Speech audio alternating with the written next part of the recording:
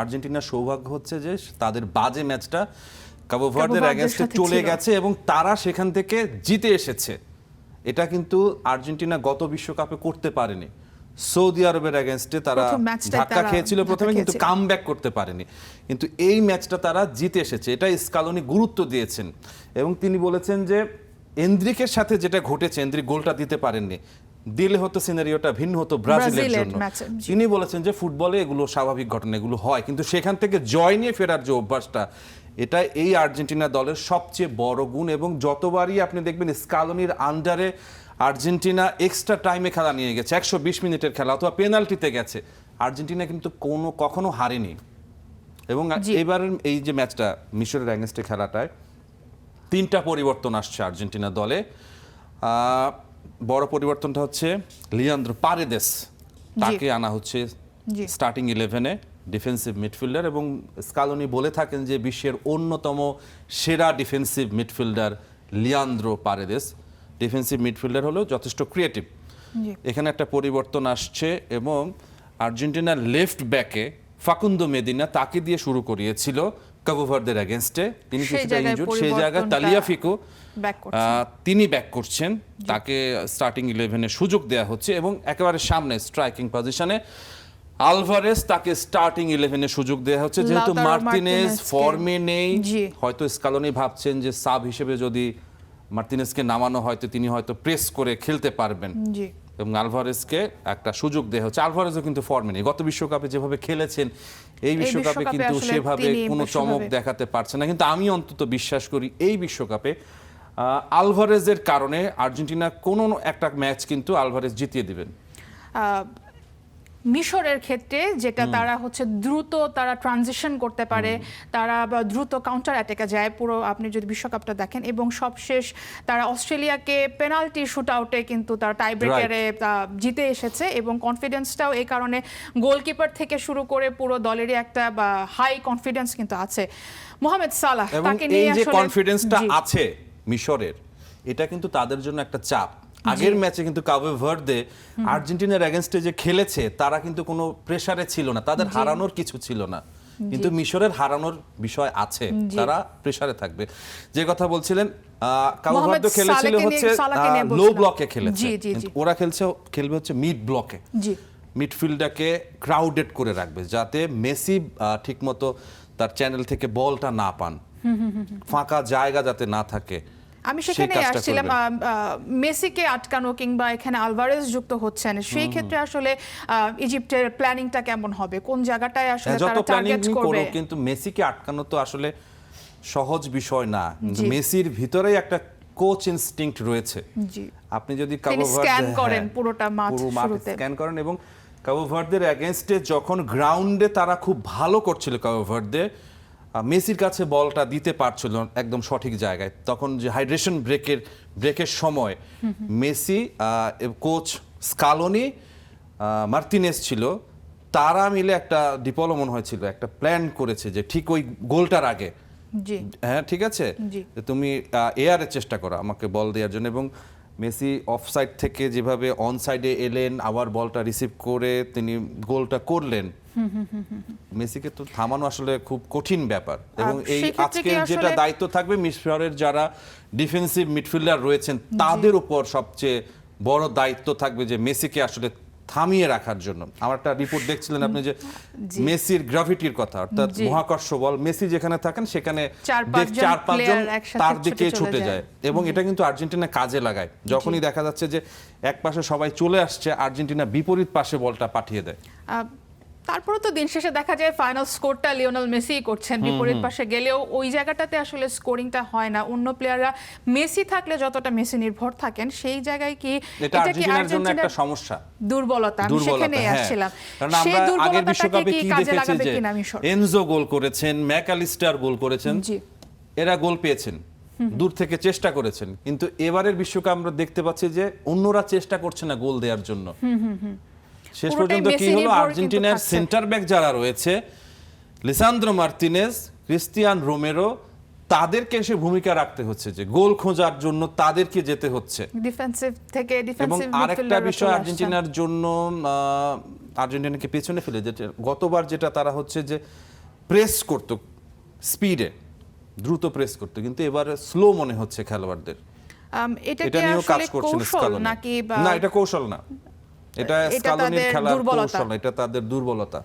সেই ক্ষেত্রে যদি আজকের ম্যাচটা আপনার কাছে যদি মিশরকে তারা টপকে যায় এবং পরবর্তী ম্যাচে সম্ভবত কলম্বিয়া আসতে পারে। কলম্বিয়ার সাথে তাদের আজকে আগামীকাল ভোরেই তাদের খেলা আছে। কলম্বিয়া কিন্তু দুর্দান্ত পারফর্ম করছে এবং তারা যেভাবে আসলে ফিজিক্যাল ফুটবল বলেন কিংবা হচ্ছে যে স্পিড ফুটবলটা বলেন, তারা কিন্তু খেলে যাচ্ছে। এবং তাদেরকে এই খেলার যে পথটা, এটাও করে দিয়ে গেছেন একজন আর্জেন্টিন কোচ। জি, পেকারমান ছিলেন তাদের এই আগের কোচ। জি, যদি পরের রাউন্ডটা তারা যদি কোয়ার্টারটাও চিন্তা করে, সেই ক্ষেত্রে কি আজকের ম্যাচে তাদের জন্য কি বড় পরীক্ষা অপেক্ষা করছে কিনা? আগে তো এই পরীক্ষাটা পাশ করে যাক, অবশ্যই বড় পরীক্ষা। কলম্বিয়ার এগেনস্টে জিততে গেলে আর্জেন্টিনার সাথে কোপাতে যেরকম খেলা হয়েছে, আর্জেন্টিনাকে যেরকম চ্যালেঞ্জ জানিয়েছিল কলম্বিয়া, জি। সেই একই রকম চ্যালেঞ্জ তো এবারও জানাবে, বিশ্বকাপে জানাবে। এবং বিশ্বকাপের নকআউট পর্বে কোনো দলই কিন্তু ছোট নয়, সব একদমই দলই নয়। বড়। এবং কিন্তু সবাই আপনার একটা ভুলই আপনাকে টুর্নামেন্ট থেকে বের করে দেবে। হাড্ডাহাড্ডি আরো কিছু ম্যাচ দেখলাম আমরা, আরো একটা নক্ষত্রের পতনের রাত গেল বিশ্বকাপে। রোনালদো কেমন বিদায় নিয়েছেন। দেখেছেন পর্তুগাল এবং স্পেনের ম্যাচ? বিবিসির কমেন্ট্রিতে বলছিল যে পর্তুগাল এবং স্পেনের যে খেলাটা মানে খুব একটা বোরিং বলছিল তারা, বোরিং খেলা হয়েছে। তো স্পেন যে কাজটা করেছে 2010-এ যে কাজটা করেছিল, ঠিক একই কাজটা তারা পর্তুগালের অ্যাগেনস্টে করেছে। সেই ম্যাচটা ছিল জার্মানির অ্যাগেনস্টে স্পেনের। ঠিক তার আগের ম্যাচে জার্মানি আর্জেন্টিনাকে 4-0 গোলে হারিয়ে এসেছে ওই ম্যাচে, এবং স্পেন খেলাটাকে স্লো করে দিয়েছিল। জি, এবং গতকালও ঠিক একই কাজ করেছে স্পেন, খেলাটা স্লো করে দিয়েছে এবং এই কৌশলে তারা সফল হয়েছে। এবং আমরা দেখেছি পুরোটা 90 মিনিট সময় জুড়েই একটা মিডফিল্ড ব্যাপী হচ্ছে খেলাটা হয়েছে, কেউ কারো ডি বক্সে যেতে পারছেন না এবং লড়াইটা মূলত মিডফিল্ড অনুযায়ী হয়েছে। পর্তুগাল কোথায় পিছিয়ে গেল? পর্তুগাল যদি আমাকে বলেন কোথায় পিছিয়ে গেল, আমি বলবো যে রোনালদোর জন্যই পর্তুগাল পিছিয়ে গেল। এবং এই বিশ্বকাপ শুরুর আগেই আমি বলেছিলাম যে পর্তুগাল দলটা তাদের আরেকটা গোল্ডেন জেনারেশন নিয়ে এসেছে এই বিশ্বকাপে। একটা গোল্ডেন জেনারেশন তো ছিল ফিগোদের সময়, রুই কস্তা ছিল, তারা সফল হতে পারেনি। এই আরেকটা গোল্ডেন জেনারেশন তাদের চলছে। জি। তো এর মাঝে যখন রোনালদোকে নিয়ে আপনি কৌশল সাজাবেন, কোচ কৌশল সাজাবেন, রবার্তো মার্তিনেজ কৌশল সাজিয়েছেন, রোনালদো থাকলে একরকম হবে, রোনালদো না থাকলে অন্য রকম হবে। আরেকটা কমেন্ট্রিতে দেখছিলাম যে বলছিল, যখন আপনি জানবেন যে আমরা 10 জনের অ্যাগেনস্টে খেলছি, অর্থাৎ রোনালদোকে কাউন্ট করছে না, জি, সেভাবে খেলেছে নাকি স্পেন, এমন একটা কমেন্ট্রি দেখেছি আমি, যে 10 জনের অ্যাগেনস্টে খেলছি আমরা, তো আমরা তো একটু এগিয়ে থাকবো রোনালদোকে গুনায় ধরেন। এবং সবচেয়ে আশ্চর্য যেটা বিষয় আমার কাছে লেগেছে, গনসালো রামোস, তিনি ক্রোয়েশিয়ার অ্যাগেনস্টে পর্তুগালকে জিতিয়েছিলেন, তাকে নামতেই 1 পারেননি। মিনিটের জন্য, 1 সেকেন্ডের জন্য মাঠে দেখা যায়নি। রবার্তো মার্তিনেজ তাকে মাঠে নামাননি এবং রোনালদোকে তিনি এতটাই কি ভরসা ভয় পান করেছিলেন। নাকি সেটা তিনি নিজেই জানেন যে কেন এরকম করেছেন। মানে একটা পর্তুগাল তো এবার ফেভারিট হিসেবে টুর্নামেন্টে এসেছে, অনেক দূর যাওয়ার কথা ছিল, কিন্তু কলম্বিয়ার অ্যাগেনস্টে তারা যেভাবে খেলেছে সেখানেই বোঝা গেছে সেই যে না, খেলাটা- এটা হচ্ছে না।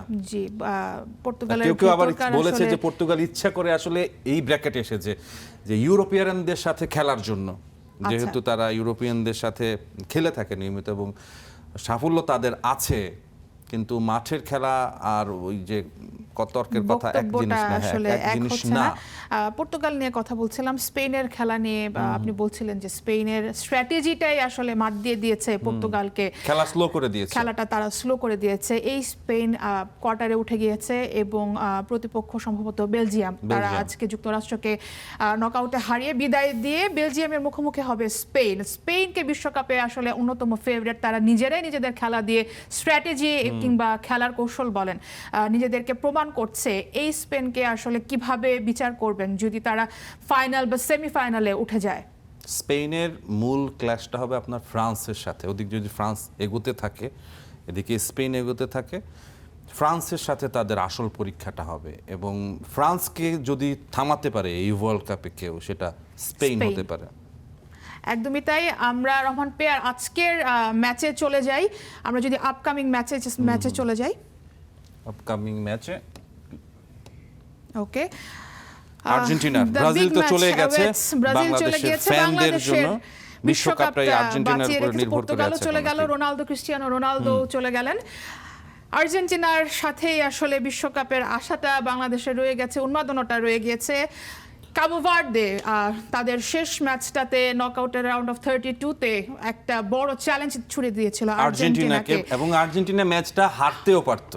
একদম যদি শেষ মুহূর্তে কাবো ভার্দে সেই গোলটা আর্জেন্টিনার ফরে না যেত, এই আর্জেন্টিনা আসলে গত ম্যাচ থেকে এই ম্যাচে কৌশলগত জায়গায় কি কি পরিবর্তন এনে আসলে তাদের পুরো শক্তিটা দেখাবে। দেখেন, প্রতিটা ওয়ার্ল্ড কাপে একটা টিমের হচ্ছে একটা বাজে ম্যাচ যায়। আর্জেন্টিনার সৌভাগ্য হচ্ছে যে তাদের বাজে ম্যাচটা কাবো ভার্দের এগেইনস্টে সাথে চলে ছিল। গেছে এবং তারা সেখান থেকে জিতে এসেছে। এটা কিন্তু আর্জেন্টিনা গত বিশ্বকাপে করতে পারেনি। সৌদি আরবের এগেইনস্টে তারা প্রথম ম্যাচটায় ধাক্কা তারা খেয়েছিল প্রথমে, ধাক্কা কিন্তু খেয়েছিল। কামব্যাক করতে পারেনি। কিন্তু এই ম্যাচটা তারা জিতে এসেছে, এটা স্কালোনি গুরুত্ব দিয়েছেন। এবং তিনি বলেছেন যে এন্দ্রিকের সাথে যেটা ঘটেছে, এন্দ্রিক গোলটা দিতে পারেননি, দিলে হতো সিনারিওটা ভিন্ন হতো ব্রাজিলের ব্রাজিলের জন্য। ম্যাচে, জি। তিনি বলেছেন যে ফুটবলে এগুলো স্বাভাবিক ঘটনা, এগুলো হয়, কিন্তু সেখান থেকে জয় নিয়ে ফেরার যে অভ্যাসটা, এটা এই আর্জেন্টিনা দলের সবচেয়ে বড় গুণ। এবং যতবারই আপনি দেখবেন স্কালোনির আন্ডারে আর্জেন্টিনা এক্সট্রা টাইমে খেলা নিয়ে গেছে, 120 মিনিটের খেলা অথবা পেনাল্টিতে গেছে, আর্জেন্টিনা কিন্তু কখনো হারেনি। এবং জি। এবারের এই যে ম্যাচটা মিশরের এগেইনস্টে খেলাটায় 3টা পরিবর্তন আসছে আর্জেন্টিনা দলে। বড় পরিবর্তনটা হচ্ছে লিয়ান্দ্রো পারেদেস, তাকে আনা হচ্ছে জি। স্টার্টিং 11-এ ডিফেন্সিভ মিডফিল্ডার। এবং স্কালোনি বলে থাকেন যে বিশ্বের অন্যতম সেরা defensive midfielder Leandro Paredes. Defensive midfielder হলো যথেষ্ট ক্রিয়েটিভ। জি। এখানে একটা পরিবর্তন আসছে এবং আর্জেন্টিনার লেফট ব্যাকে ফাকুন্দো মেদিনা, তাকে দিয়ে শুরু করিয়েছিল কাবো ভার্দের এগেইনস্টে। তিনি সেই কিছুটা জায়গায় ইনজুর্ড, সেই জায়গায় পরিবর্তনটা তালিয়াফিকো back করছেন। তিনি ব্যাক করছেন, তাকে স্টার্টিং 11-এ সুযোগ দেওয়া হচ্ছে। এবং একেবারে সামনে স্ট্রাইকিং পজিশনে আলভারেজ, তাকে স্টার্টিং 11-এ সুযোগ দেওয়া হচ্ছে, যেহেতু লাউতারো মার্টিনেজ মার্টিনেজকে। ফর্মে নেই। জি। হয়তো স্কালোনি ভাবছেন যে সাব হিসেবে যদি মার্টিনেজকে নামানো হয় তো তিনি হয়তো প্রেস করে খেলতে পারবেন, জি। এবং আলভারেজকে একটা সুযোগ দেওয়া হচ্ছে। আলভারেজও কিন্তু ফর্মে নেই, গত বিশ্বকাপে যেভাবে খেলেছেন এই বিশ্বকাপে বিশ্বকাপে কিন্তু আসলে সেভাবে তিনি কোনো চমক সেভাবে- দেখাতে পারছে না। কিন্তু আমি অন্তত বিশ্বাস করি এই বিশ্বকাপে আলভারেজের কারণে আর্জেন্টিনা কোনো একটা ম্যাচ কিন্তু আলভারেজ জিতিয়ে দিবেন। মিশরের ক্ষেত্রে যেটা তারা হচ্ছে দ্রুত তারা ট্রানজিশন করতে পারে, তারা দ্রুত কাউন্টার অ্যাটাকে যায় পুরো, আপনি যদি বিশ্বকাপটা দেখেন। এবং সবশেষ তারা অস্ট্রেলিয়াকে পেনাল্টি শুট আউটে কিন্তু তারা টাই ব্রেকারে জিতে এসেছে। এবং কনফিডেন্সটাও এই কারণে গোলকিপার থেকে শুরু করে পুরো দলেরই একটা হাই কনফিডেন্স কিন্তু আছে। মোহামেদ সালাহ, এবং তাকে নিয়ে এই যে আসলে কনফিডেন্সটা জি। আছে মিশরের, এটা কিন্তু তাদের জন্য একটা চাপ। আগের ম্যাচে কিন্তু কাবো ভার্দে আর্জেন্টিনার এগেইনস্টে যে খেলেছে, তারা কিন্তু কোনো প্রেসারে ছিল না, তাদের হারানোর কিছু ছিল না। কিন্তু মিশরের হারানোর বিষয় আছে, তারা প্রেসারে থাকবে। যে কথা বলছিলেন, কাবো মোহামেদ ভার্দে খেলেছিল সালেহকে হচ্ছে নিয়ে- সালাহকে নিয়ে লো বলছিলাম। ব্লকে খেলেছে, জি, জি, জি। কিন্তু ওরা খেলবে হচ্ছে মিড ব্লকে। জি।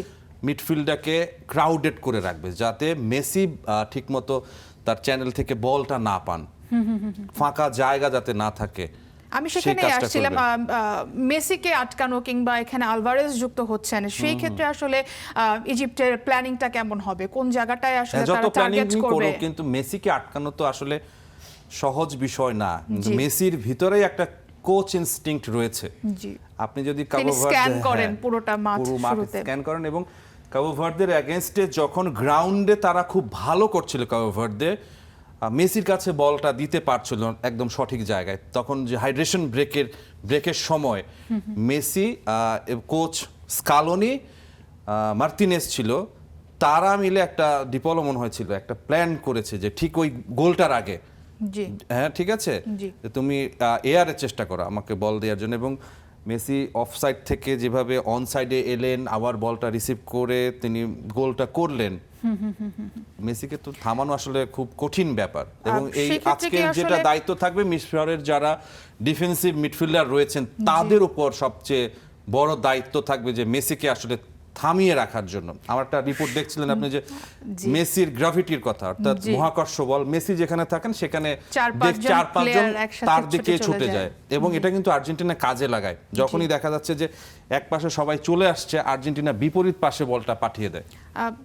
তারপরে তো দিন শেষে দেখা যায় ফাইনাল স্কোরটা লিওনেল মেসি করছেন, বিপরীত পাশে গেলেও ওই জায়গাটাতে আসলে স্কোরিংটা হয় না। অন্য প্লেয়াররা মেসি থাকলে যতটা মেসি নির্ভর থাকেন, সেই জায়গায় কি এটা আর্জেন্টিনার জন্য একটা সমস্যা, দুর্বলতা, আমি সেখানেই আসছিলাম। কারণ সেই আমরা আগের দুর্বলতাটাকে বিশ্বকাপে কি কি কাজে দেখেছি লাগাবে যে কিনা মিশর? এনজো গোল করেছেন, ম্যাকঅ্যালিস্টার গোল করেছেন, জি, এরা গোল পেয়েছেন, দূর থেকে চেষ্টা করেছেন, কিন্তু এবারের বিশ্বকাপ আমরা দেখতে পাচ্ছি যে অন্যরা চেষ্টা করছে না গোল দেওয়ার জন্য। শেষ পুরোটাই পর্যন্ত কি মেসি হলো, নির্ভর কিন্তু আর্জেন্টিনার থাকছে। সেন্টার ব্যাক যারা রয়েছে, লিসান্দ্রো মার্তিনেজ, ক্রিস্টিয়ান রোমেরো, তাদেরকে এসে ভূমিকা রাখতে হচ্ছে, যে গোল খোঁজার জন্য তাদেরকে যেতে হচ্ছে। ডিফেন্সিভ থেকে এবং ডিফেন্সিভ আরেকটা বিষয় আর্জেন্টিনার জন্য, আর্জেন্টিনাকে পেছনে ফেলে, যেটা গতবার যেটা তারা হচ্ছে যে প্রেস করতো স্পিডে, দ্রুত প্রেস করতো, কিন্তু এবারে স্লো মনে হচ্ছে খেলোয়াড়দের। এটা এটা কি নিয়েও কাজ আসলে করছেন কৌশল স্কালোনি। নাকি না, এটা কৌশল না, এটা স্কালোনির তাদের খেলার দুর্বলতা। কৌশল, এটা তাদের দুর্বলতা। সেই ক্ষেত্রে যদি আজকের ম্যাচটা আপনার কাছে যদি মিশরকে তারা টপকে যায় এবং পরবর্তী ম্যাচে সম্ভবত কলম্বিয়া আসতে পারে। কলম্বিয়ার সাথে তাদের আজকে আগামীকাল ভোরে তাদের খেলা আছে। কলম্বিয়া কিন্তু দুর্দান্ত পারফর্ম করছে এবং তারা যেভাবে আসলে ফিজিক্যাল ফুটবল বলেন কিংবা হচ্ছে যে স্পিড ফুটবলটা বলেন, তারা কিন্তু খেলে যাচ্ছে। এবং তাদেরকে এই খেলার যে পথটা, এটাও করে দিয়ে গেছেন একজন আর্জেন্টিন কোচ। জি, পেকার মান ছিলেন তাদের এই আগের কোচ। জি, যদি পরের রাউন্ডটা তারা যদি কোয়ার্টারটাও চিন্তা করে, সেই ক্ষেত্রে কি আজকের ম্যাচে তাদের জন্য কি বড় পরীক্ষা অপেক্ষা করছে কিনা? আগে তো এই পরীক্ষাটা পাশ করে যাক, অবশ্যই বড় পরীক্ষা। কলম্বিয়ার এগেনস্টে জিততে গেলে, আর্জেন্টিনার সাথে কোপা তে যেরকম খেলা হয়েছে আর্জেন্টিনাকে, যেরকম চ্যালেঞ্জ জানিয়েছিল কলম্বিয়া, সেই একই রকম চ্যালেঞ্জ তো এবারও জানাবে, বিশ্বকাপে জানাবে। এবং বিশ্বকাপের নকআউট পর্বে কোনো দলই কিন্তু ছোট নয়, সব একদমই দলই নয়। বড়, এবং আপনার একটা ভুলই আপনাকে টুর্নামেন্ট থেকে বের করে দেবে। জি, তেমন একটা ম্যাচ কিন্তু, আরো একটা ম্যাচ কিন্তু আমরা অপেক্ষা করছে আমার পেয়ার। আমাদের একদমই সময় শেষ। সেই ম্যাচটা সুইজারল্যান্ড এবং কলম্বিয়া খেলবে রাত 2টায়। আমরা যেটা বলছিলাম, এখান থেকে বিজয়ী দলই সম্ভবত, আমার কাছে ফেভারিট মনে হচ্ছে কলম্বিয়াকে যদি এগিয়ে রাখি। এবং নিশ্চিতভাবে যেহেতু বিশ্ব চ্যাম্পিয়ন আর্জেন্টিনা আছে, ওই ম্যাচটাতে আর্জেন্টিনা ফেভারিট, তাহলে কোয়ার্টারে সম্ভবত কলম্বিয়া এবং আর্জেন্টিনার আরো একটা দেখা হবে। রহমান পেয়ার, আপনাকে অনেক অনেক ধন্যবাদ আজকের ম্যাচ অ্যানালাইসিসে আমাদের সাথে যুক্ত হওয়ার জন্য। ধন্যবাদ।